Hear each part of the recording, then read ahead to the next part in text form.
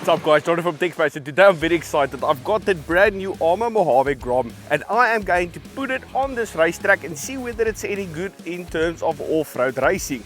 Now as you can see, this track is really well maintained and I cannot wait to take it around here, just see how it performs. Now just for those of you who haven't seen a size comparison yet, I've got it sidelined here with all of its brothers, and there you can see is the Mojave Grom. You've got the Frankton, you've got the Mojave 4S, and you've got the Mojave 6S. So I will let you guys know afterwards what I think of the Grom, but for now, let's get into it.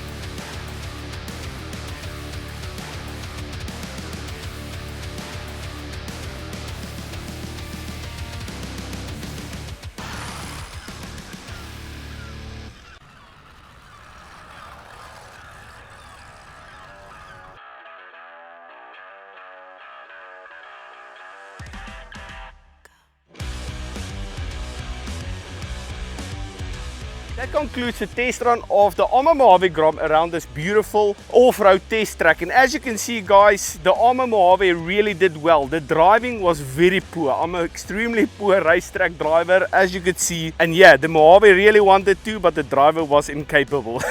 What I want to do is I want to check on the inside of the chassis of how it looks, whether there's a lot of dirt and stuff inside. So let's quickly have a look at it.